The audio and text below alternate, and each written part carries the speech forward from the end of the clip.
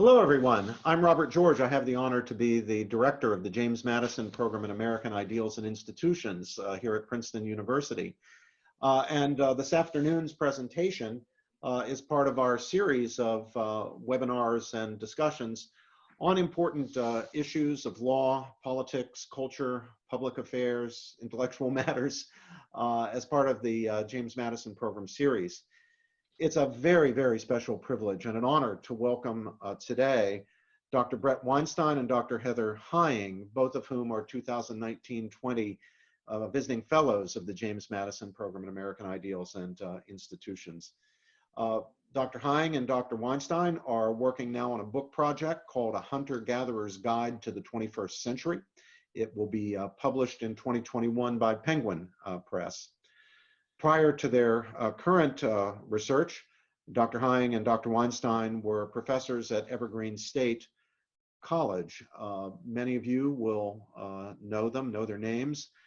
Famously, they resigned in the wake of campus issues, campus riots in 2017 that focused in part on their opposition to a day of racial segregation and other college so-called equity proposals. From my point of view, they made themselves true heroes for the causes of academic integrity, academic freedom, genuine truth-seeking scholarship, and non-indoctrinating teaching, which makes it a special privilege and honor for us to have them as part of the James Madison Program family. To learn more about the experiences that Dr. Weinstein and Dr. Heying had at Evergreen State, you can watch the Madison Program's 2018 event in which they were featured called Speaking Freely, and that is available on the James Madison Program's website. So now let me introduce them specifically. Dr. Bret Weinstein's scholarly research is focused on evolutionary trade-offs. He's worked on the evolution of senescence in cancer, species diversity gradients, and the adaptive significance of human morality and religion. He's written for the Wall Street Journal, and he's testified. I had the honor of testifying together with him and Heather to the U.S. Congress regarding questions of freedom of expression on college campuses, questions, principles, values for which Bret and Heather have both been champions and leading spokesmen. He's currently the host of Bret Weinstein's Dark Horse podcast. He earned his PhD in biology from the University of Michigan, where he was given the Don Tinkle Award for distinguished work in evolutionary ecology. He earned his degree in biology from UCSC. Dr. Heying's scholarly research has focused on the evolution of social systems and behavior, including territoriality, mating systems, and parental care. Her work has been published in the journal Animal Behavior, in the Proceedings of the Royal Society, and the Journal of Zoology. She has written about research, culture, and wildlife in Madagascar, has a book on that subject published by St. Martin's Press, Antiquity. She's also written and spoken on modern risks to higher education. She too has written for the Wall Street Journal. She's also written for Public Discourse, the online journal, the excellent online journal of the Witherspoon Institute here in Princeton, and Academic Questions, the journal of the National Association of Scholars. She's written on the value of risk and wild nature for the New York Times, and on women's science and feminism for Quillette, among other places. Dr. Heying earned her PhD in biology from the University of Michigan, where she was given an award, the Distinguished Dissertation Award, and she too had earned her BA from UCSC. Bret and Heather, as I said, it's really a privilege and an honor to welcome you here today. We're going to be talking about culture against consciousness, a core human tension. We're going to learn about some fascinating things that you have been studying when it comes to cultural development and the ways in which interaction with environment shapes human cultures, the opportunities that environment gives people, the challenges that environment gives people or presents people with, and how that has shaped and created such diversity of cultures. But before getting into that current research, that important research that you're working on now, I'd love for you just to share, we're just going to take a couple of minutes on this, but share some thoughts about how your experience with issues of academic freedom, academic integrity, the need to defend the very truth-seeking mission of academic institutions has affected your own lives and your own research, your sense of your vocation, your mission, perhaps even the research topics that you've chosen, the work that you're doing now, for example. Heather, can you tell us anything about that? Oh, you want me to start? Yeah. Well, really what happened at Evergreen in 2017, almost 3 years ago, changed everything in our lives, and nothing has gone back to normal. But it put into stark relief the tensions in higher ed that we have been aware of since we were undergraduates together at UC Santa Cruz. And while we were both interested in the subjects of human evolution and the behavior of humans and other animals, quite aside from what was going on in higher education, seeing those tensions play out as undergraduates, as biologists and anthropologists, battled with one another for primacy in terms of whose ideas should be taught and should go forward. And then, fast forward to a quarter of a century to seeing some of the same ideas that were coming out of some of the sort of nether regions of the academy rise up and really threaten free discourse, threaten not just the scientific method, but also all of the fine work that's being done in the social sciences and the humanities that is not about the sort of equity, diversity and inclusion material that is emerging and many of us are so well aware of. Brett? Yes, I'd say in some sense we watched the academy lose its way, and that actually, you might say, crashed into our academic work because the loss of the commitment to truth-seeking revealed just what a stark difference there was between those who retained a commitment to it and those who had decided to start with their conclusions and work backwards. So many of the things that we thought we were studying as abstract matters became quite central. Good. Interesting. Well, there's a lot more to be said about all that. We're not going to take more time on it today. I'll again remind people that you can go to the Madison program website and see the video of Brett and Heather in their previous panel discussion here at the Madison program called Speak Freely. With that, Brett, can I turn it back over to you so you can introduce the Berigians and the topic that the information you're going to share with us for today? Sure, but it is Heather who is beginning the talk, and it will develop as you'll see. You will Very be good. looking, I believe, at our slides as we go, but you'll be hearing us. Oh, I should, Heather, before you begin, I should inform our guests who are listening in and viewing this discussion that they're welcome to send in their questions. We are going to reserve a fair amount of time at the end for Q&A, and Dr. Heying and Dr. Weinstein would be delighted to answer your questions. So please go ahead and send them in. My staff is curating the questions, and they'll forward them to me. I'll share them with Brett and Heather, and they can answer them. But Heather, over to you. All right. Well, Zach, if you would switch to our slides. So we'll be talking for 20, maybe as long as 25 minutes here. And I'm just going to introduce us. And we'll be sketching out a model of culture and consciousness as alternating modes in human evolution, beginning with a brief setup from Brett. I'm then going to be telling the story of the peopling of the Americas. Brett will talk about the nature of paradoxes. We're going to define our terms. And Brett will introduce the model that we're working with, that we are innovating, along with some teasers with regard to what it means for us moderns. So our discussion starts with the idea that perhaps we have made a significant error in the study of human evolution. If you think back to what you've learned and what you've maybe seen in documentaries, you will recognize that almost everything about this discussion takes place in the old world and is focused on fossils. And while that material is very important, all of that evolution took place, and sorting it out is tremendously difficult and important work, it sidelines the most central question, which is, why are human beings so special? And the fact is, a focus on physiology and morphology misses the fact that what is so special about human beings surrounds what takes place at our software layer. This is not visible in the fossils of the old world, and the old world tells a confusing story about it. In order to understand what human beings are and how they function, it is perhaps best that we step over to the New World, because the New World constitutes an incredible natural experiment. That experiment surrounds a population that emerged, which we will refer to as Beringians, and Heather is going to tell you more about them. So I'm going to start with a scientific and very human story. First, let's see if I can navigate there, is a Google Earth video circling in on the Bering Sea. Everyone probably watching right now is familiar with Google Earth images.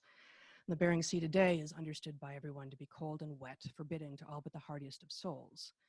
What most people don't pay attention to when looking at Google Earth images is the part of the Bering Sea revealed here as the continental shelf.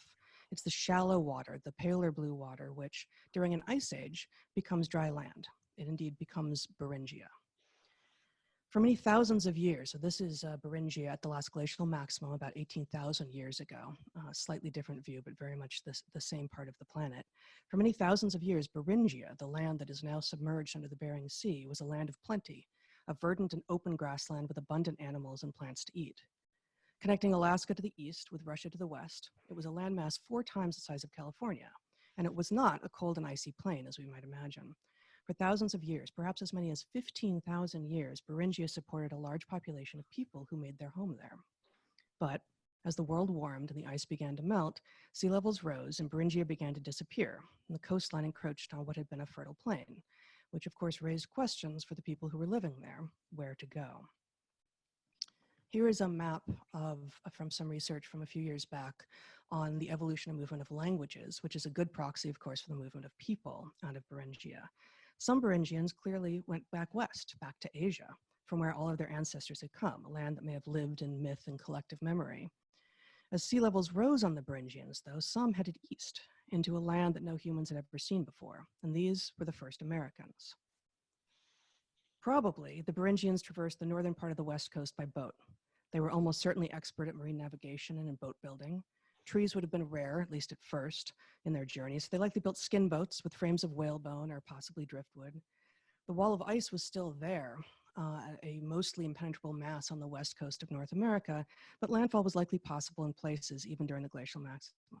And this was, best estimates now suggest, at least 16,000 years ago. 16,000 years ago is longer ago even than the cave art at Lascaux in France, which many people are familiar with paintings of images of animals and symbols that reflect some of the earliest art that we've seen out of Europe. But earlier than that, the first Americans were beginning to populate North America. Depending on what that ice sheet looked like, perhaps the first Americans couldn't make permanent landfall until they got as far south as Olympia in modern Washington state. It was there that the glaciers ended. Even during the last glacial period, though, south of Olympia and east, landmasses unimaginable in their scope and variety, full of verdant and beautiful, delicious and charismatic organisms, but no people, were about to be explored by humans for the first time. The whole thing, the entire journey was so risky. Many of those first Americans died. None of their choices were good. Go back to the west, to a land already occupied by people who undoubtedly had opinions about newcomers? Head east to a land nobody knew anything about? Both were legitimate choices, and people made both of those choices, but they also both have distinct risks, distinct advantages and disadvantages. And these are the options that we have, that they had. The descendants of the Beringians would come to populate the Americas in total isolation from all human populations in the Old World. With the exception of the Inuit Yupik populations, every native New World population descends from the tiny populations of Beringians who fled east. Their lineage would innovate hundreds of new ways of being human and rise to an estimated population of perhaps 100 million before Spanish conquistadors brought the Old and New World populations into violent reconnection. Perhaps these earliest Americans were itinerant, spreading down the coast and out across the landscape fan-like before making permanent settlements. Perhaps they hunkered down each winter but moved during the warmer months when it was easier to do so, the food more abundant and the climate less dangerous. Fresh water would have been limiting for them, necessary as it is for all life, and so they would likely have clustered around lakes and streams. They would have come upon rivers filled with salmon every autumn. The Beringians had very likely fished for salmon while still in Beringia, and perhaps the technology that they developed there in the northern flats kept them in fish on their way down the west coast of North America. Maybe salmon populations returned to rivers that ran out to sea under thin spots in the ice sheets, and it was the salmon that led the Beringians south. the journey being less of a leap of faith in that case, as so long as there were fish, there was life. Or perhaps the technology had to change as they went south, the Beringians' technology, as the geology and rivers shifted with latitude. Most of the best ideas that our species has generated, the most important and powerful ideas, have been the result of a particular cultural milieu, a moment in time, and a group of people who had different but conciliant talents and vision, non-overlapping blind spots, and a political structure that allowed for novelty. Sitting around the fire at the edge of two continents new to humanity, insightful observers, engineers and crafters, synthesizers of information, came together and talked about how to hunt land mammals, how to distinguish tasty berries from poisonous ones, how to prepare skins and wood to make a shelter, a boat, or a bowl. And those populations had keepers of the flame too, holders of tradition, individuals who would tell the old stories later, perhaps when a move was necessitated by a volcano or a flood and all of the original actors were gone. Sitting around the campfire, discussing how to hunt and where to gather and why this food seems better than that, it would have been impossible for any of these early Americans to teach their skills on a resume. They were innovating as part of and on behalf of their people. They were doing science, crafting and engineering, sharing ideas, creating narrative, building culinary and material traditions. They were being human. All right, so now we're going to take a slight detour and we're going to talk about paradox, which is a concept that has a negative connotation to most people, a connotation of frustration. But we view paradox very differently. As theoreticians, we regard paradox as a kind of invitation. And the reason is that the universe can't really sustain any actual paradoxes.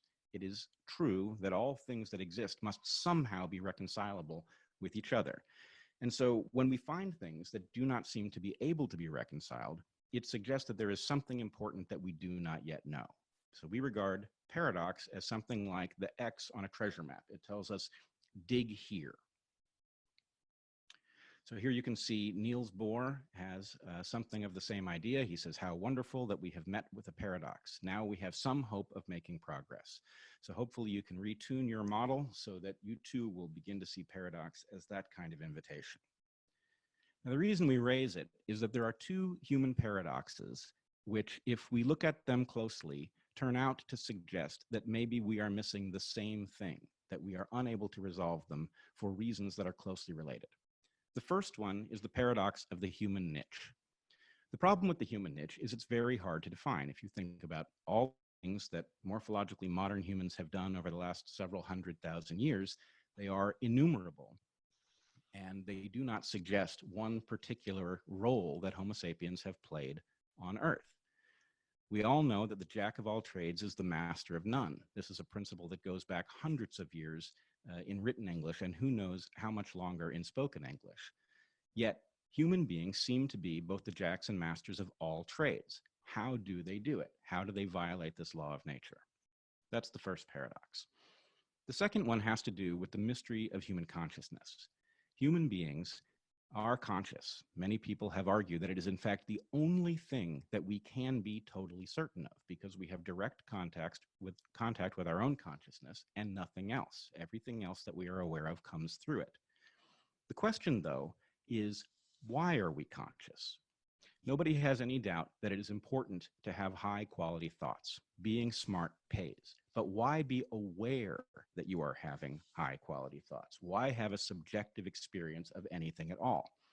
The reward for being conscious of your thoughts is not nearly so obvious. So our point is that when you look at these two things, they may in fact be paradoxical because we have made the same error in our set of assumptions about them.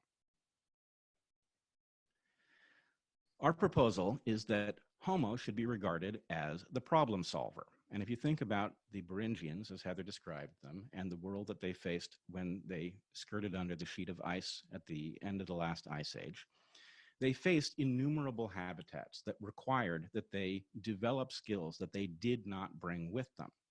How could they possibly have done it? People with a set of skills built for one habitat discovered all of the ways that you could exist in this new set of habitats, a process that continued to diversify that population until Spaniards arrived in 1492. So now we are going to define some of our terms as at least our definition of culture fits well with most anthropologists' definition of culture, but there are so many definitions of consciousness out there that we think it important, if we're going to be talking about this, for there to be broad agreement as to what it is that we are talking about when we use the term. Culture we define as beliefs and practices, most of which are adaptive, which are shared and passed between members of a population. Those beliefs are often literally false, metaphorically true, a phrase that we have used in other contexts. These beliefs are often literally false, metaphorically true, implying that they result in increased fitness if one acts as if they are true, despite the fact that they are either wrong or unfalsifiable. Culture is a special mode of transmission because it can be passed horizontally, rendering cultural evolution immensely faster and more nimble than genetic evolution. But this also means that culture is a lot noisier in the short term, before new ideas have endured the test of time.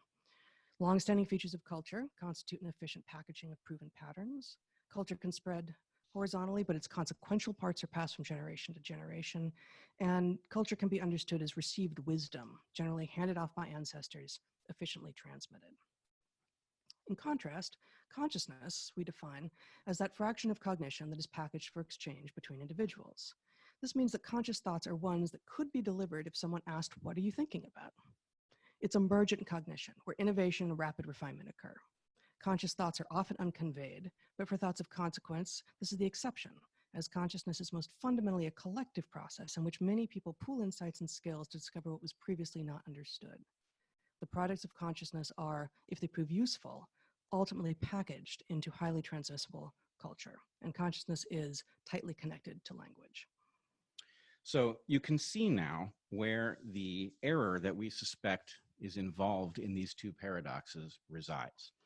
Our claim is that that consciousness has been misunderstood because we have understood it to be a fundamentally individual phenomenon, which does render it a bit paradoxical. Smart thoughts and smart thoughts that are consciously held are not obvious in their difference with respect to their value. But our claim is that it makes much more sense to imagine, given the tight relationship between thoughts that we call conscious and thoughts that could be conveyed through language, to imagine that consciousness is fundamentally a communal activity and that individual consciousness is, at worst, a byproduct of that, and better, an adaptation that is later elaborated. We don't see this because it is very difficult to study collective consciousness. You can't put a group of people into a brain scanner, for example, and you can't give a group of people a questionnaire that they answer as one. And these two things constitute obstacles to investigating the phenomenon of human consciousness. But human consciousness as a collective matter is obviously real. If I describe something, let's say a giraffe sitting at a cafe in Paris eating pizza, we could establish pretty easily that I had taken an abstract thought and transmitted it into at least some of the minds on the other side of this conference, because we could ask you to draw a picture of what you'd seen and we'd see certain themes reoccurring. We'd see the Eiffel Tower, we'd see the pizza, we'd see the giraffe. We'd know that an abstraction was successfully transmitted. That abstraction doesn't exist with me as its creator. It doesn't exist with the artists who have rendered it. It exists between us. It is a feature of the landscape that we have called into existence for the purpose of discussion. And that is what we regard consciousness as most fundamentally. The important reason to have consciousness, then, is that it enables us to do things through parallel processing that we could not do alone. So we are proposing a model in which culture and consciousness are actually inverse paired modes.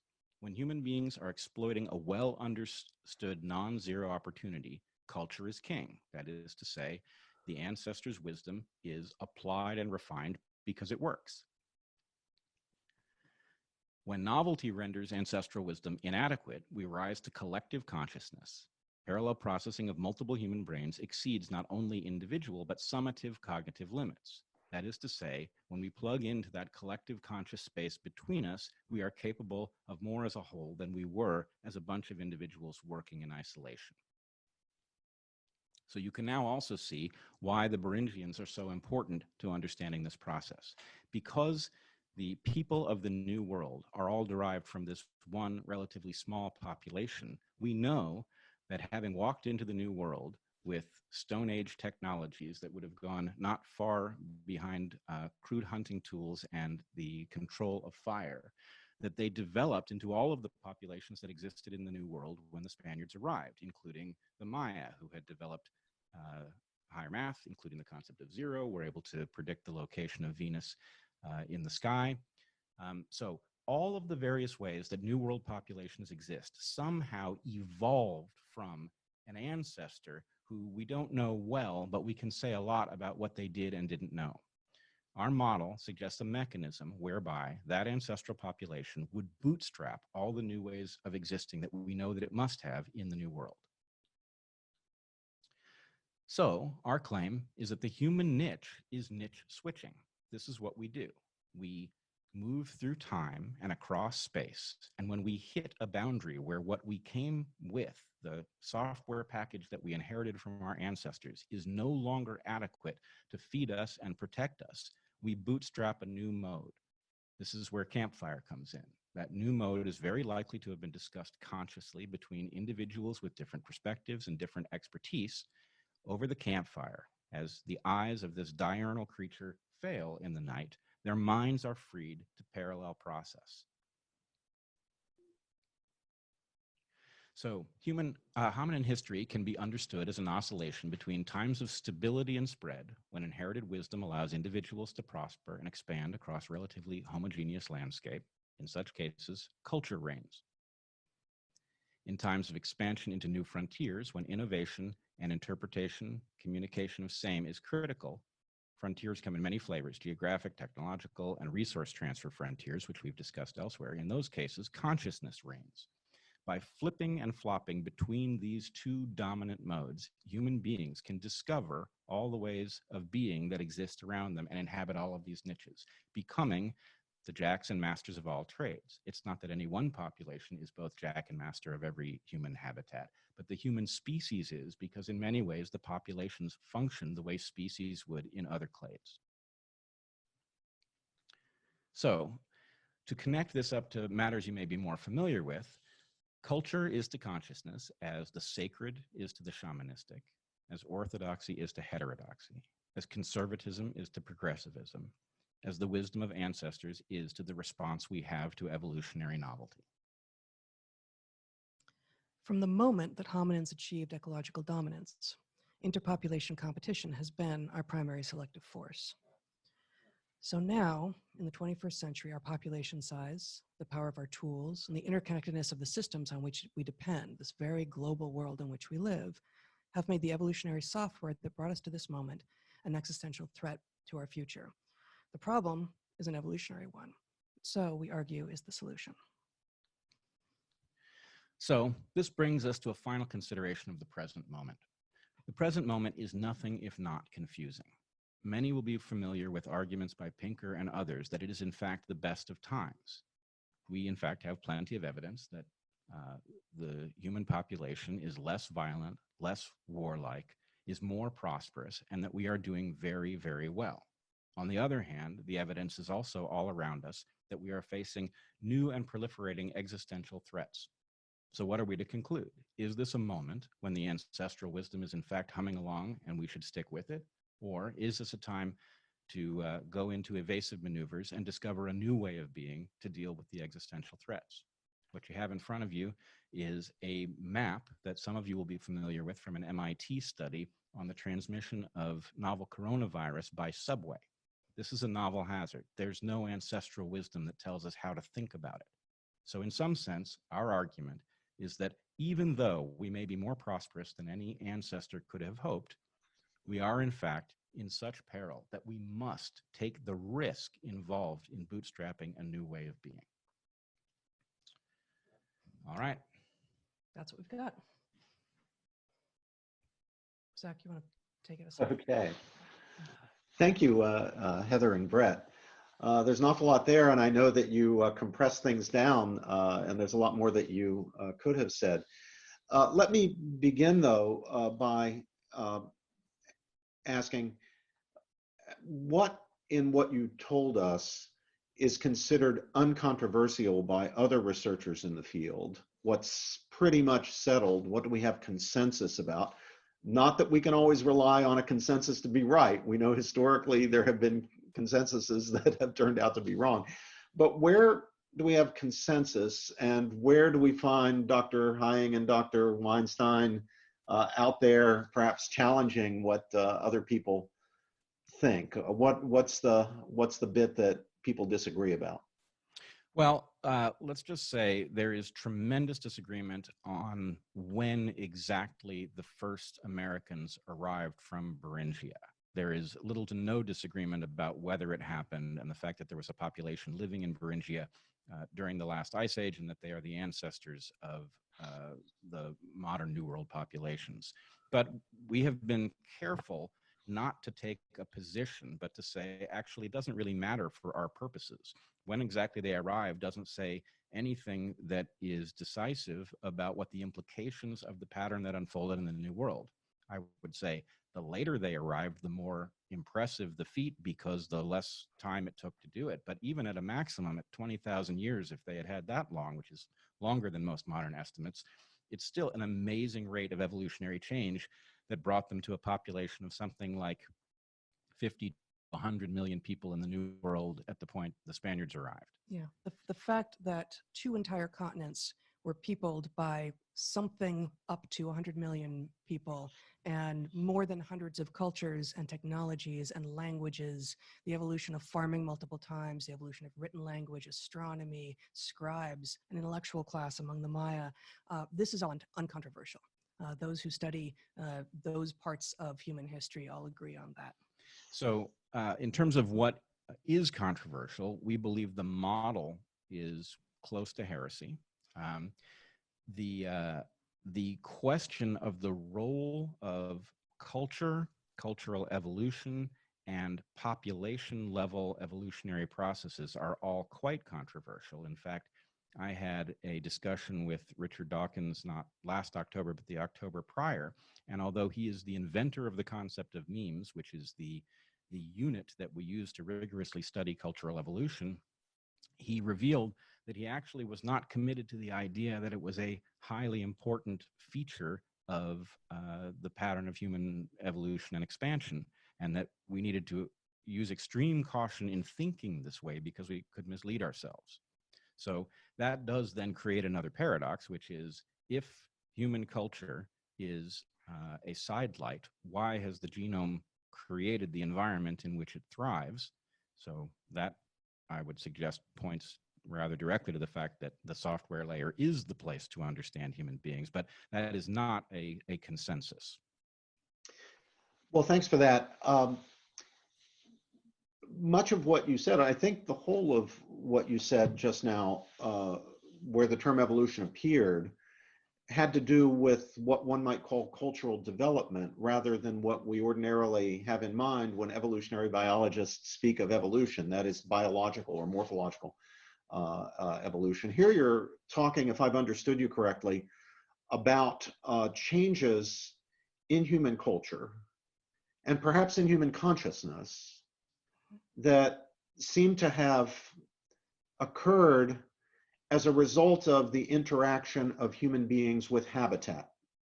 Is what I just said a correct account of what you said? Almost. It's part of it. Almost. There's Okay. one place where we have to nitpick in order to get to the right spot, which is, you are correct that most biologists would draw a distinction between, let's say, the biological and the cultural. From our perspective, this makes no sense. The cultural is actually as biological as the genetic, and both of them are subject to evolutionary forces, and adaptation takes place in both realms.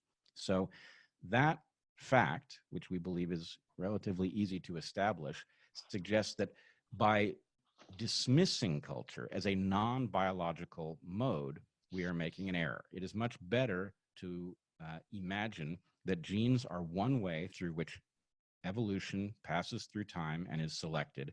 Culture is passed outside of the genome, but it is also information that is acted on by selection and thereby edited to more and more adaptive states.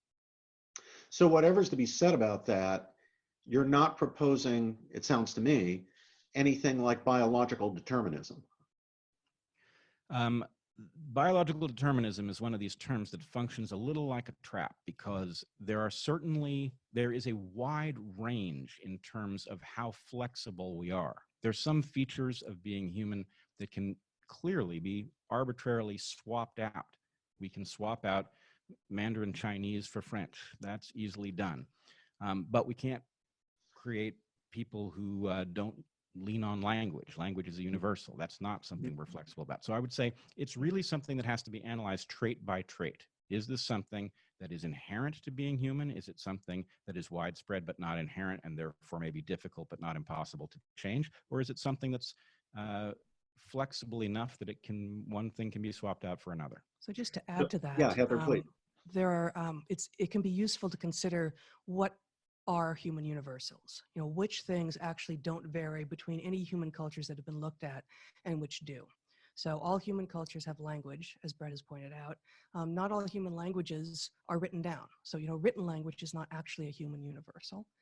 All human languages, for instance, have some kinds of color in them, but the number of colors in some human languages is much depauperate compared to most of the languages that we are familiar with.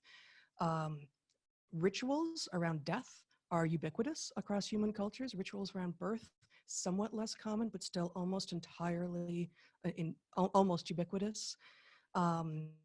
Language around kinship is universal across human cultures that have been looked at. Coming of transitions, so celebratory transitions around coming of age and coming together, like marriage and end of life, as I already mentioned, around death. These kinds of rituals are almost universal across human cultures, and there are many, many more. So those things that turn out to be universal in every human culture looked at still aren't necessarily determined. But the fact that they are common across all humans tells us something about how foundational they are to the state of being human. It seems to me that having a biological basis or substratum is not the same thing as being determined by genes or any other biological function. Am I right, Heather, when you speak of language as ubiquitous? Could we get even more specific? Can we say that syntactical languages are ubiquitous? And would I be going too far if I went from there to say whatever communication we think we see or perceive or understand in non-human animals, what we don't find is syntactical language. Even those animals to whom we can teach, say, 60 words or 80 words, and they seem to understand what the words mean, or at least respond to the sounds of the words, we can't teach them a syntactical language. There seems to be, I think that's right.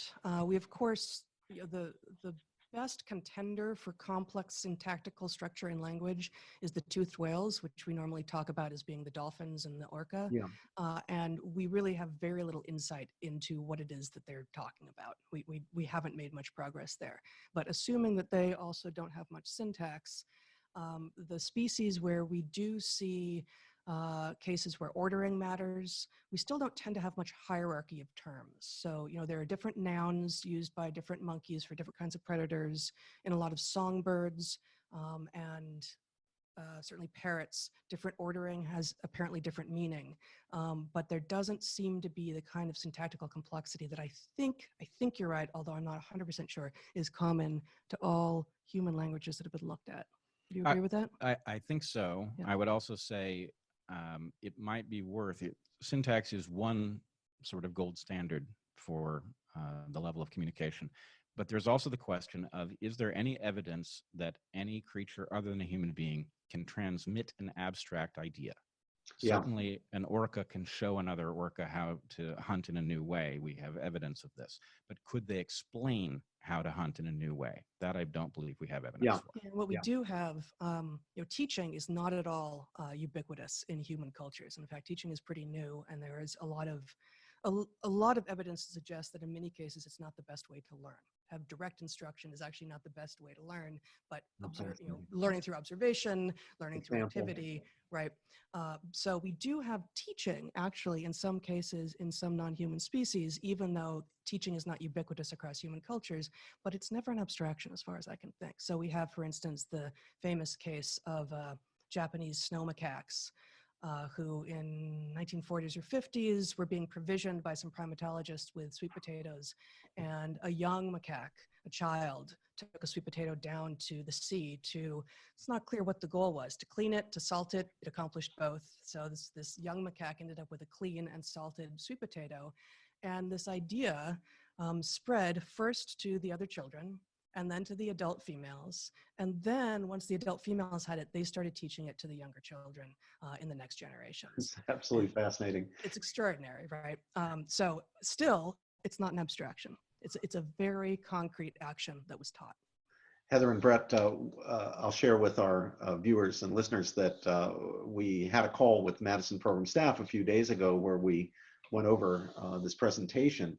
And I think it's fair to say, certainly in my case, but I think that other members of the Madison program staff felt the same way, that among the most fascinating parts of the story you tell is just how quickly, if you've got the facts right, just how quickly we got the enormous diversity of cultures that we associate with Aboriginal Americans from the Beringians, from a single small tribe. We get the kind of diversity that you have extending from the subarctic Indians in the north of Canada, you know, all the way down to the Incas and the other tribes in South America and Peru and places like that, with the Mesoamerican Indians, the Central American Indian tribes, the Plains Indians here in the United States, those that are up in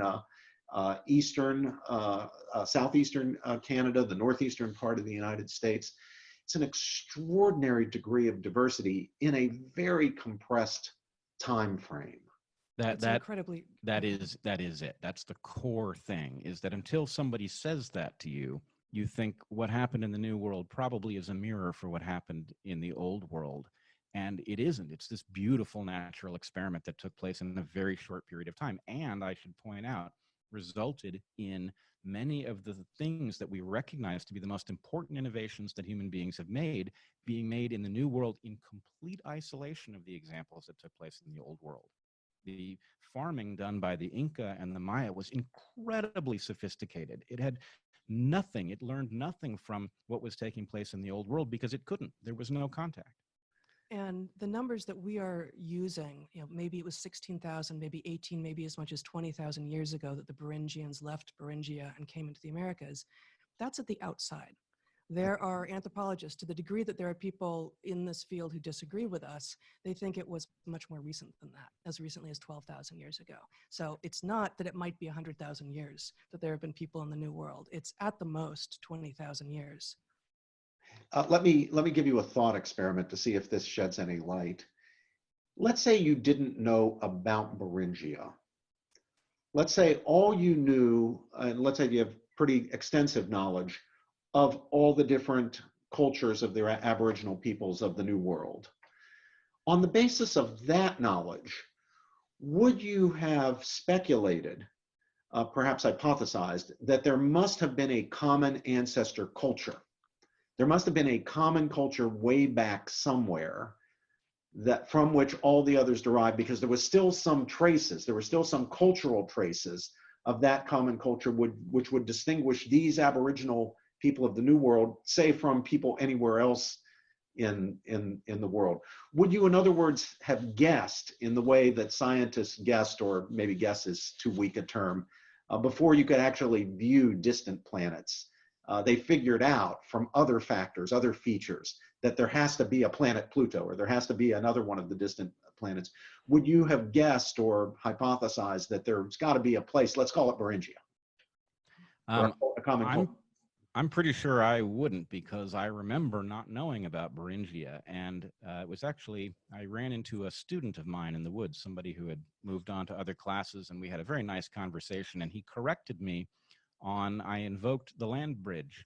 And he said it wasn't a land bridge, and he told me a little bit about Beringia. And at that point, the dimes... This would be over a decade ago. Yes, right? this would be quite a long time ago. The dimes started to drop as I realized actually one population was responsible for all of this. The obviousness of this beautiful natural experiment loomed into view. So no, I think I would have predicted the opposite. And upon learning the remarkable truth it's been hard to look away ever since. Yeah, and I guess I would just add to that that what little is known of Beringian culture, it's so generic at the hunter-gatherer level that while hunter-gatherer cultures definitely vary widely across all of the continents on which they're found, the diversity that we see in the extant and recently extinct Native American cultures is so great that there's really little common ground to find, except that obviously they're human, and obviously they were hunter-gatherers before they were agriculturalists and now industrialists, just like all humans. Should we be able to find, should the archaeologists be able to find the oldest materials that would tell us anything about the Aboriginal peoples nearest to Beringia? In other words, would we expect that on the coast of Canada, perhaps just up there above Vancouver, we would likely find the oldest archaeological evidence of the move from Beringia to the New World?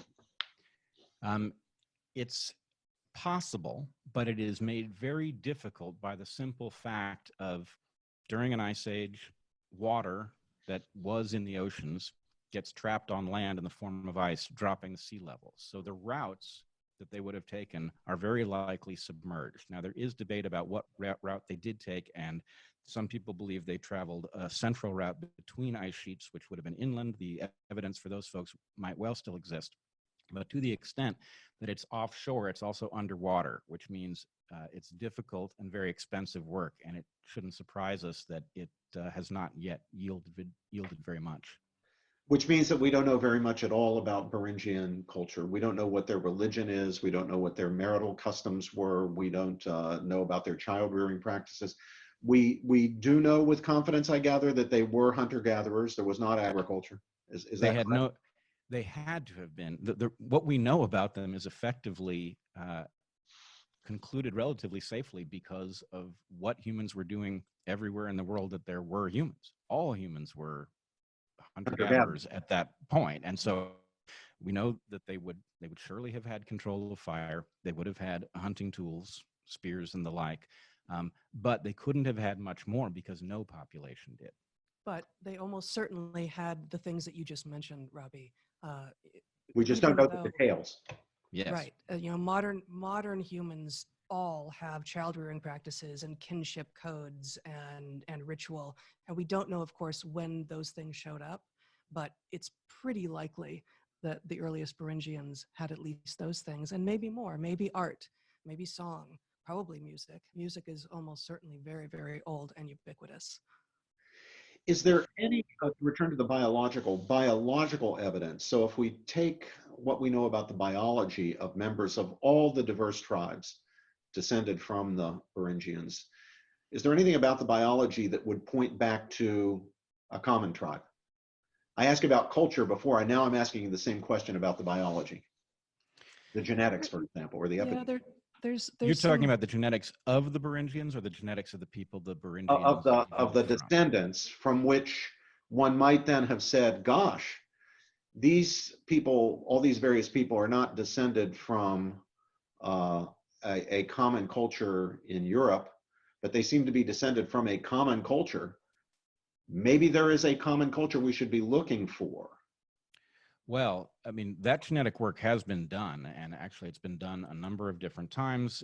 The various studies differ slightly in what they say, but the one thing that's true, sorry to interrupt, but it's clear that the Beringians are more recently Asians than they are Europeans, right? Yeah. They came over that way. And the one wrinkle, which I think makes no difference to the natural experiment that we've talked about, is that the New World populations are all descended from one ancestral population, but for the Arctic peoples, the Inuit, arrive in a second wave, but derived from, we believe, the same ancestral stock in Asia. So it is true that, if you had a time machine, you could do the very thing you're talking about. You could look for that culture. But we know that effectively the descendants of that ancestral culture will have washed over the entire landscape, and the artifacts might be the only thing that we could find. It's not that ancestral culture exists anywhere.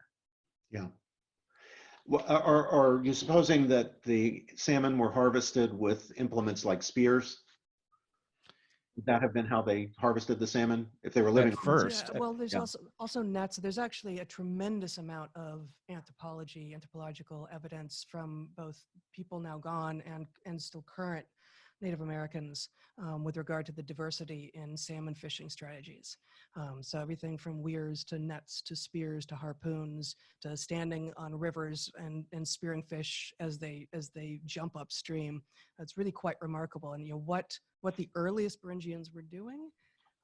We have this image of, now this image of running across a land bridge is mostly replaced in many people's minds with this fertile grassy plain, but I still imagine it as flat. And one of the images that we showed here is this paleo drainage map from 18,000 years ago, which reveals that actually, of course, it was going to be mountainous with a lot of altitudinal relief, just like you have in neighboring Asia and North America.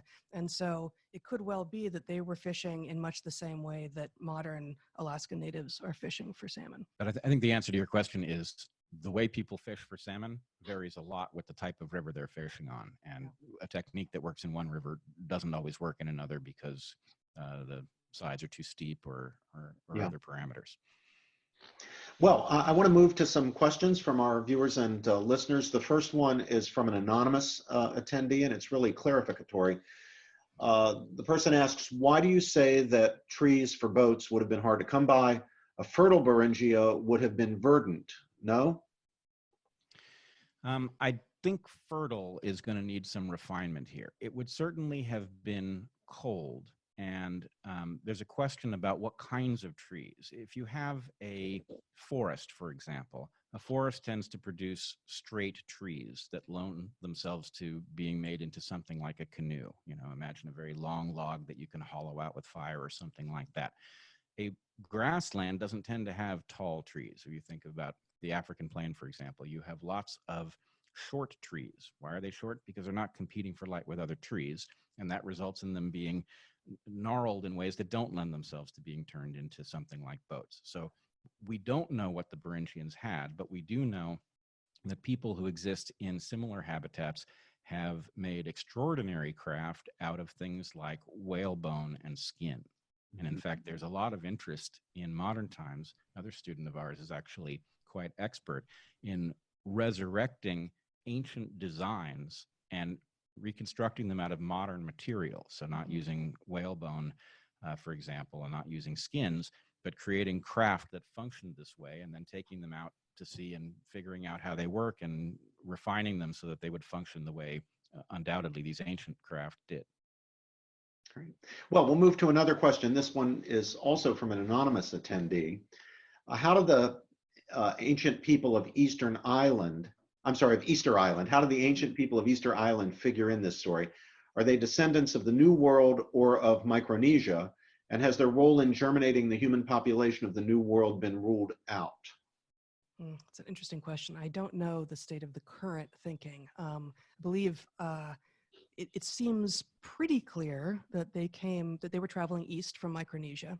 So they did not emerge from the New World, but did any of them get in boats again and head farther east to the New World?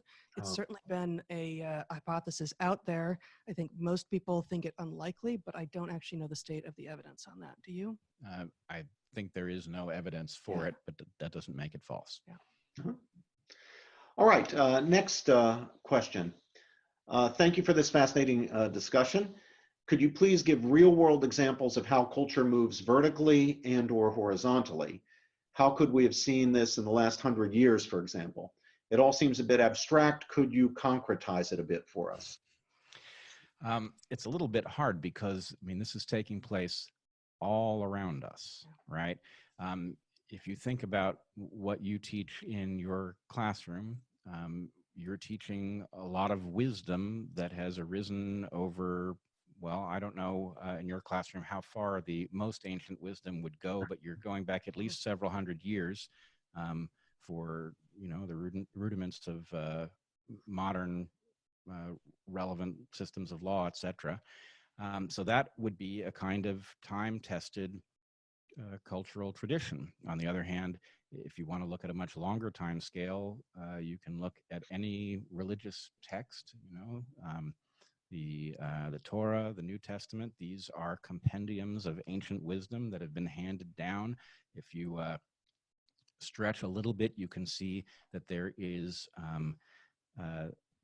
variation between the versions of these texts that is passed down. There is debate about which the correct version is, and this sectarian disagreement functions in an analogous way to genetic variation. Selection then takes those versions of a tradition that are more effective and promotes them into the future, and those versions that are less effective die off and become isolated in time. And not only are there different versions of religious texts, but each of them has its own instantiation in the households in which it is performed. And so we all know that each family has its own version of how to celebrate Christmas or Hanukkah or Ramadan or whatever religious tradition they might come from. And it's, in fact, notable that many people, as they come together, perhaps in romantic relationships as young adults, have to figure out how to join and parse their personal family traditions. So this is about a handed down cultural relic that is being modified somewhat within family and then integrated with different familial traditions as they cross over. Yeah, maybe the Titus presentation involves thinking of something like Martin Luther's nailing his 95 Theses to the church door as analogous to a speciation event within Christendom, where a distinction on the way of viewing ancient texts diverges between the ancestral Catholic version and all of the Protestant versions. Mike E. has a question, and this again is a matter of clarification, Heather, it's for you. Mike says that he is perhaps misinterpreting what you said, but he's wondering, how was Beringia not a cold and icy plain? Well, the models that people use, we're not the modelers, to figure out what climate looked like during glacial maxima and interglacials are difficult to test, of course, because we can't time travel.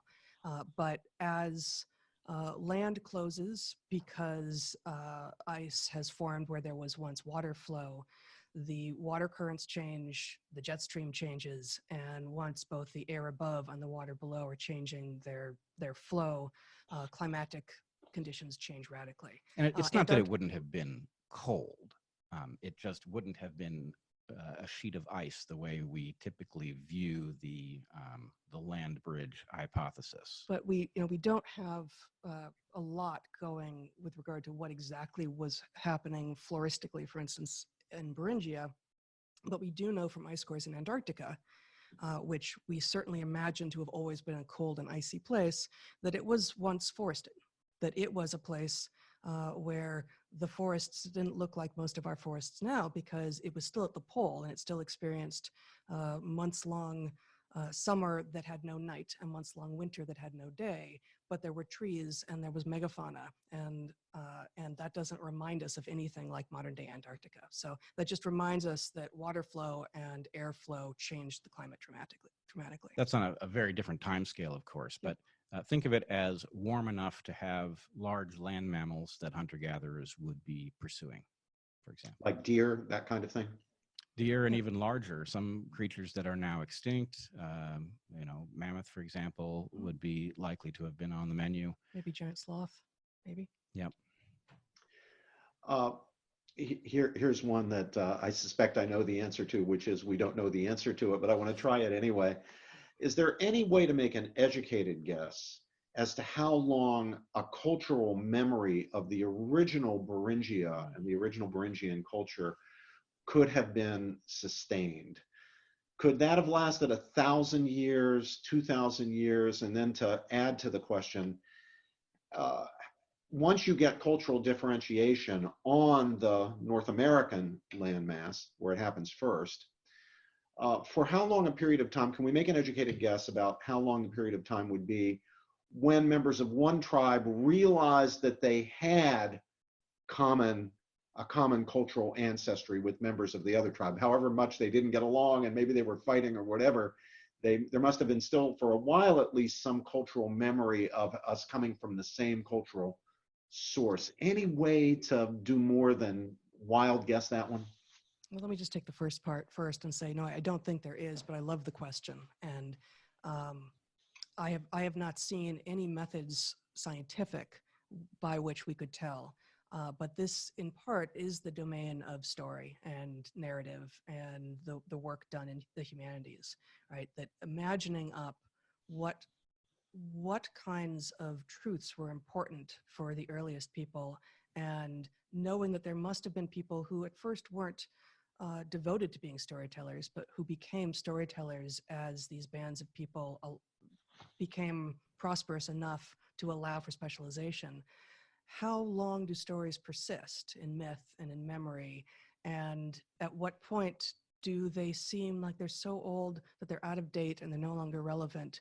But maybe you still remember. And I don't even have a guess, but this is exactly what storytelling is for.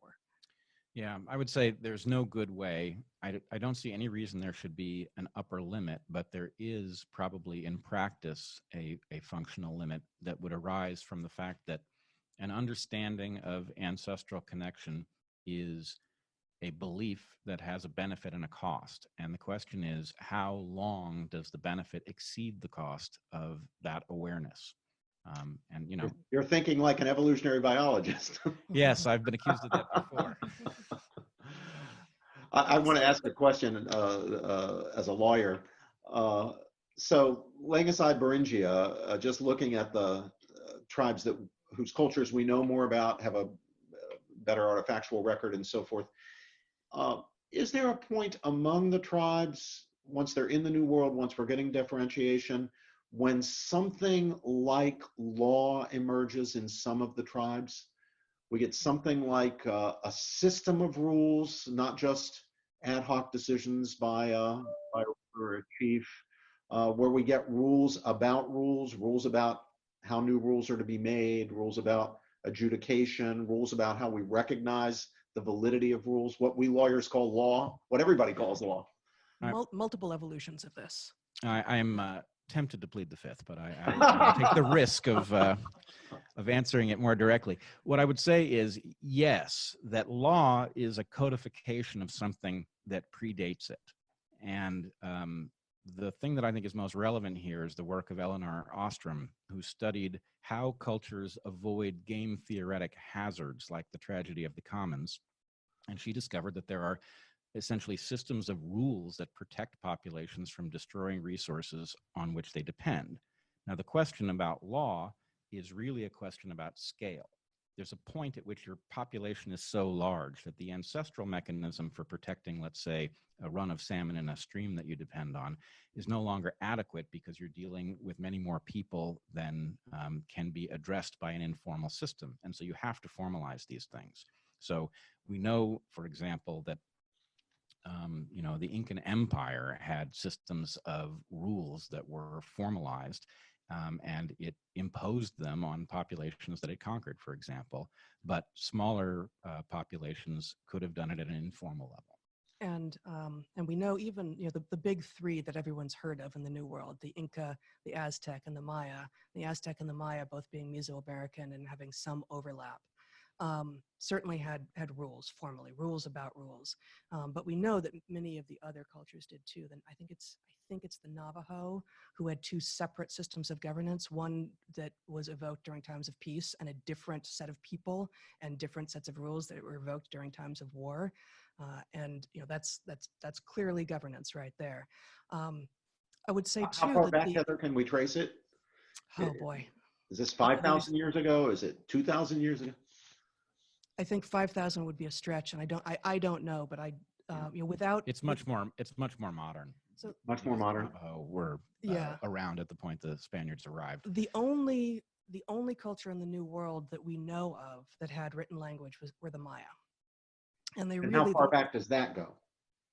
Maybe 3,000 or 4,000 years, maybe. I'm not sure about that number, and I don't know if it is known, and I'm not sure that I'm getting it right if it is known. Certainly not 8, I would say, certainly not 8,000 years. And the Maya really had a true enlightenment.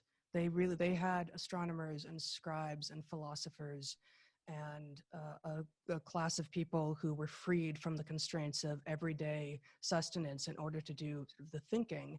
And we will never know the full extent of what they had, because almost all of their libraries were destroyed by the old world people when they showed up in But they had 1492 and libraries. later. But they did. And They so had texts, and they- the Spaniards systematically burned them. Right. So we're left with, I think, one book and all of the writing that they've left on their temples, which is not insignificant, but obviously what you've written on a temple, if you had many, many books worth of writing, it's not going to be the same. One more thing, I would say that the Inca have this reputation for being sort of monolithic and aggressive and simply taking over whatever cultures they run into. And sometimes they met their match. You know, when there's a place in Ecuador called Ingapurca, where the Inca ran into the Cañari, and they could not subdue the Cañari. So the Ingapurca is this hybrid city-state, which was governed partially by the Inca and partially by the Cañari, and it was a royal wedding sealed the deal, as is often the case. Yeah. And the Inca also were using, gosh, I want to say, is it the Valdivians, who are coastal people, as runners between various of their outposts. And these weren't people who were enslaved, as far as we know. They were actually basically employed to do a particular kind of job, which was to go back and forth between various types of habitats, moving both goods and information. And they were not subjugated by the Inca, although they were working closely with them. So that's not exactly an answer to the question about rules, but it does suggest a complexity that we don't always think about. It does indeed. And Heather, on this idea of an Aztec Enlightenment, the emergence of astronomy and other fields of science, literature, something we would recognize as philosophy, at what point does that come about? Is that something 600 years ago or 2,000 years ago? I'm Yes. wondering about. I'm wondering if it's before or after the European Enlightenment, for example. Before, almost certainly. If the European Enlightenment is, what do we say? You're going to know the number better than me. 14 to 1600. Yeah. The year, not ago, but Mhm. something like that. And by then, the Maya were already in decline. The Maya were in decline before the Spanish showed up. And obviously the Spanish hastened that decline rather precipitously. But the Mayan, the peak of Mayan culture was something like between 3,000 or 4,000 years ago and about the year 1000 AD. So the Mayan culture declined around the same time as the Roman Empire. I see. But in some sense, the wonderful thing about this natural experiment is it actually doesn't really matter when it happened relative to the analogs in the old world, because what it did was it happened in isolation. So the discovery of farming, the discovery of all sorts of technologies that happened in isolation, that's really the important thing. And who takes the prize for having gotten there first is much less important. Yeah, I mean, I think In the pre-call, we discussed the wheel. I asked you about the wheel, and you had a very interesting response to that. It's one thing to discover the wheel; it's the other thing to be able to use a wheel. Well, so this is one of these puzzles that has resulted in an awful lot of spillage of ink, because the New World populations, the Maya maybe being the height of this, discovered all sorts of things. In fact, their mathematics had the concept of zero, which even the Greeks didn't have. On the other hand, they had no wheel, and sort of that suggests a kind of primitiveness to their thinking that's a little bit hard to fathom. But what we do know is that there were toy wheels in the New World. And what this says is nobody missed the idea that a wheel could exist. What is much more likely, and this is our hypothesis, but I suspect it will be borne out by further research, is that the technology to make a useful wheel actually depends on a level of metallurgy that didn't yet exist in the New World. And that if you take all of the things that look round enough to be a wheel, many of them don't function very well. And that the way to get a useful, the original wagon wheel, for example, would be to cut planks so that their edge was perfectly round, so that when you pulled something across a flat surface or a not so flat surface, you actually saved energy compared to all that you had invested in making the wheel. So in the absence of a saw hard enough to cut wood, there may not have been materials in the world that lent themselves to being a useful wheel, relegating the wheel only to toys. And it's also true, of course, that there were no paved roads. In fact, the Maya had what were called sacbe, which were these white roads that extended between their city-states, and they were made of crushed rock. So you needed a wheel that could withstand that sort of thing. And, compared to a child's pull toy, 4 wheels on a little wooden horse with a leash on it that a child pulls behind him, that can withstand, it's going to fall over every now and again, but it doesn't require much strength. Where this is especially relevant to the fascinating story you tell is that it means, if I've understood it correctly, that the people who began in Beringia and then populated the entire landmass of North and South America, from the subarctic tribes all the way down to the South American tribes, and spread out all the way to the east as well, they got where they got on foot or by boat. There were not horse-drawn, or obviously not horses, but there weren't animal-drawn carriages of any sort. There was not a usable, technologically usable wheel. It's all on foot or else going down the coast or through the rivers by boat. Am I right? Well, there were large animals that in principle might have been useful when they arrived, but one of the things that is still hotly debated is the reason for the extinction of so many of these large animals at about the time the Beringians would have started populating the New World. So there's debate between those, and I won't speak for you, but I certainly count myself in this camp, who believe that the arrival of the Beringians had a lot to do with the extinction of those animals, who, if you think about it, would have been at something of a disadvantage, having no idea how dangerous a human being was and therefore how frightened to be of it. They would have been probably relatively easy pickings at first and could have been hunted out. So there could have been animals that might have been domesticated, but in practice, what we know is that essentially, aside from the llama, there were no large animals domesticated in the New World, which Jared Diamond ascribes to the fact that there were no good candidates left. That domesticable animals have certain characteristics that they share, and there's a strong bias towards Asia in terms of where those animals were concentrated. Let's get to some more questions from our attendees. Emil has the following question. He begins with thank you. Thank you, Heather and Bret, for being true patrons of scientific thinking. Do you believe there are parallels between your juxtaposition of culture and consciousness and the tension between order and chaos, represented, Emil says, in ancient stories such as the biblical tales and in other religious texts? I'm assuming he means things like Gilgamesh and so forth. Yeah, I think that's probably belongs on our slide of ways that this tension manifests in other places. So yes, a human being would be wise to recognize that order was basically an indication that things were pretty much as you understood them, and the things that you knew to do about them were going to work. And chaos is a measure of just how unpredictable the world is, and therefore how it necessitates the bootstrapping of novel tools. Yeah, it maps particularly well onto the sacred versus shamanistic pair. That, if order is represented by the sacred and by tradition and by ceremony, and chaos is represented by the shamanistic, which is exploratory and wild and off the rails and sometimes extraordinarily productive and very often extraordinarily not, that begins to sound right. Extraordinarily not in the sense of being destructive. Yes. Exactly. Yes, or not productive. Yeah. David has a question. David C.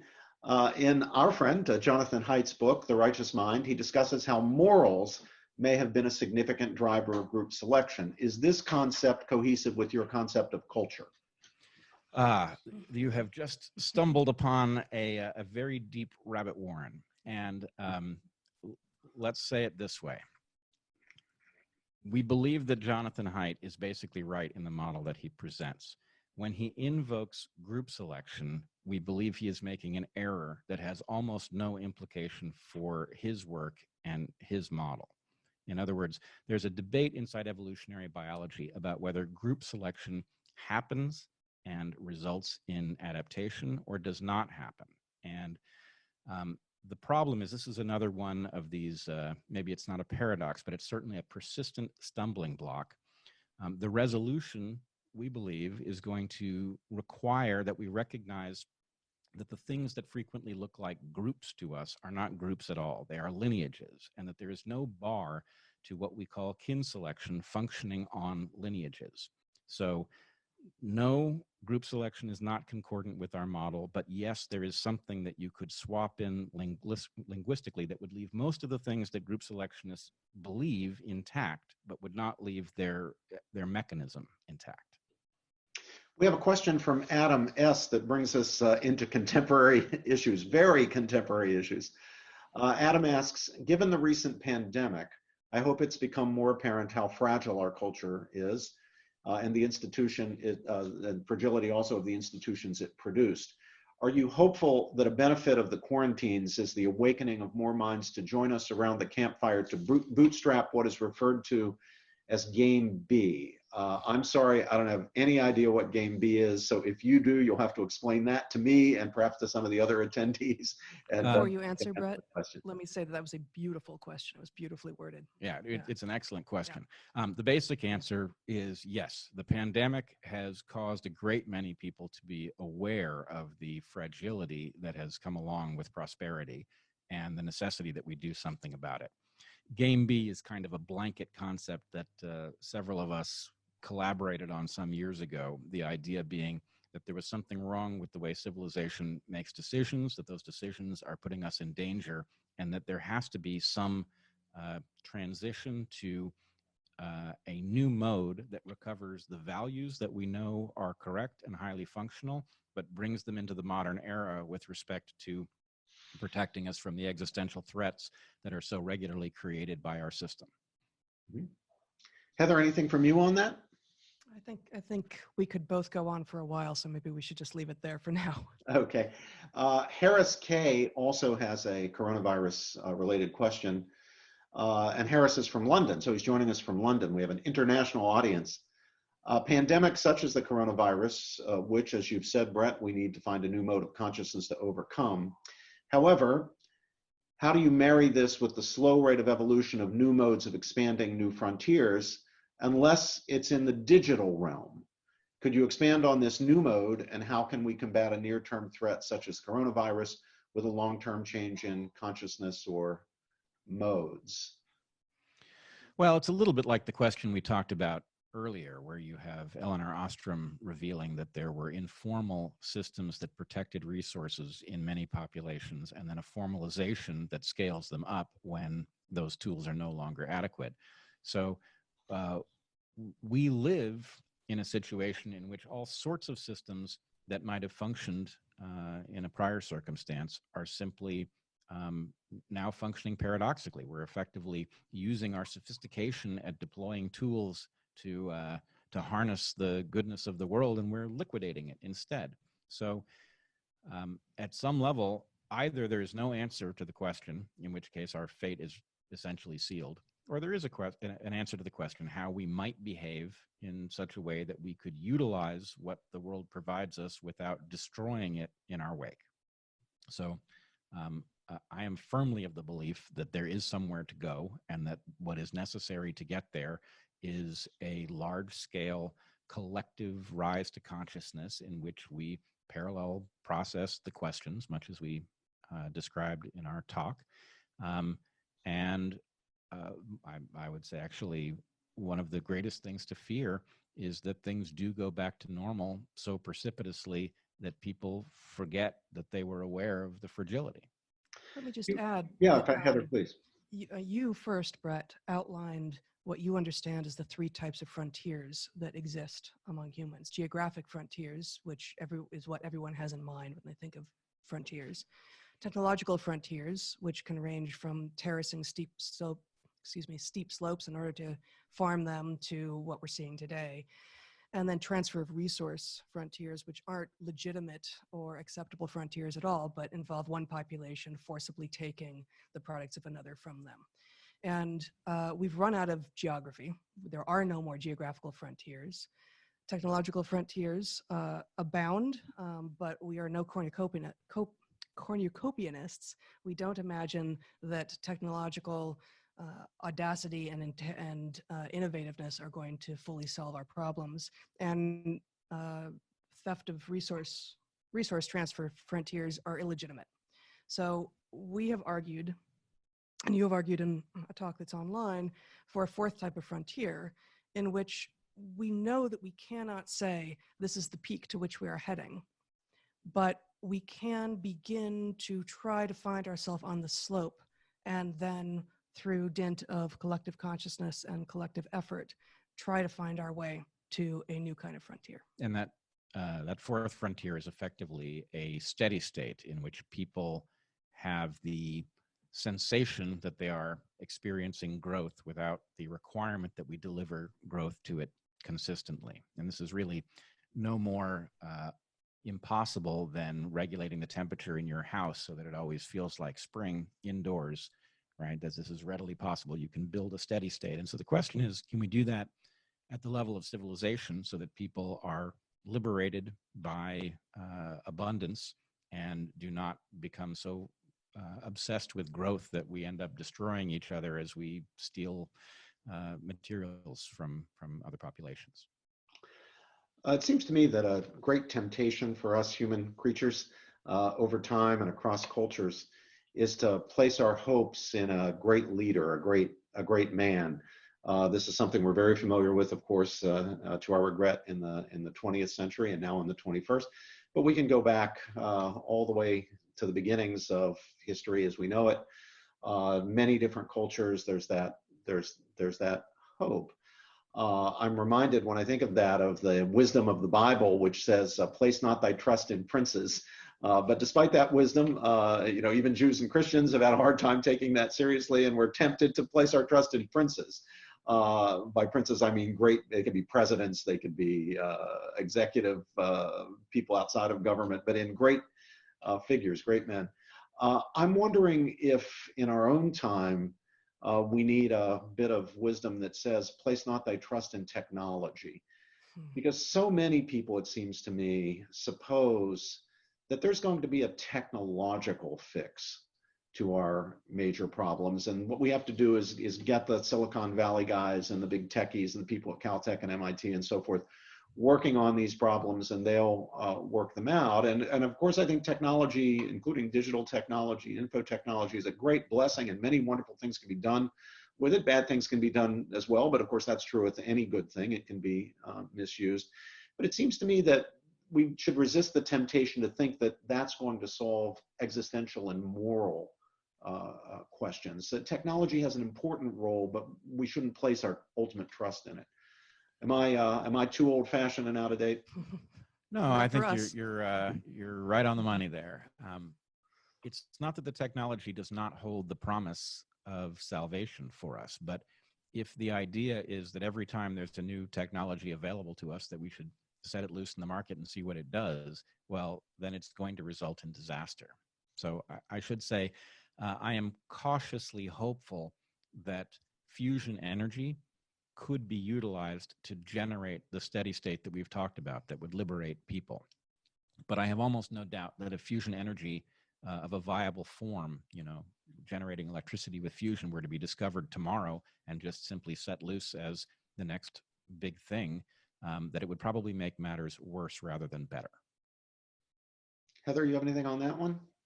No, I'll let that sit. No? Okay, good. So there are two questions from our Zoom audience that have to do with Sam and Annika Harris's arguments on consciousness. Could you discuss the ideas of panpsychic consciousness? I'm not familiar with this, but the questioner is panpsychic consciousness and its position in a deterministic versus a predetermined universe. Yes. Tell us what it means before you answer it. Sure. So I'm going to describe panpsychism to you, but I think it would be advisable for you to sit down. Okay.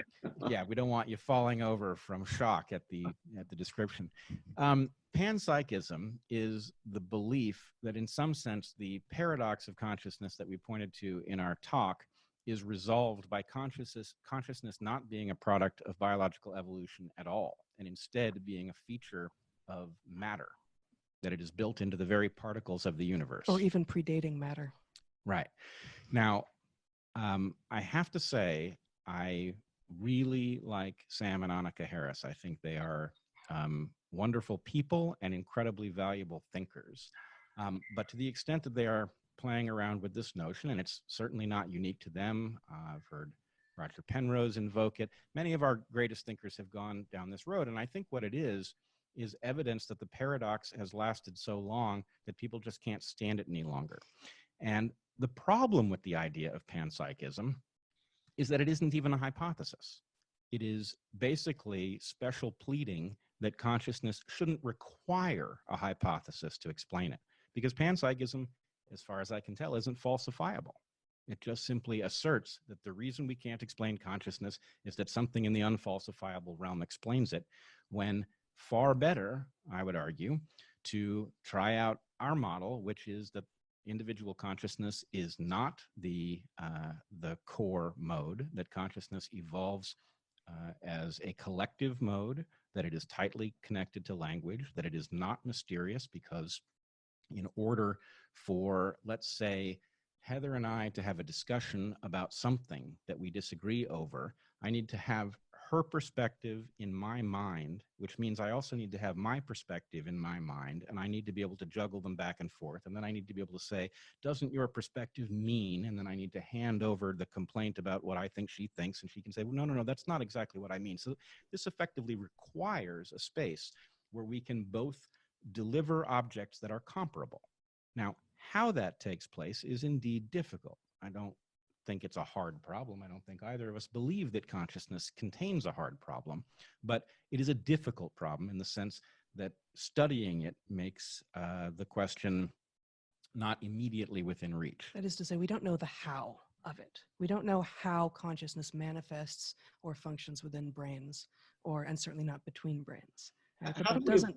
Oh, sorry, Heather, please. The hard problem of consciousness is invoked a lot, and it has always struck me as, there's plenty of things that we don't yet, hopefully, understand how they work.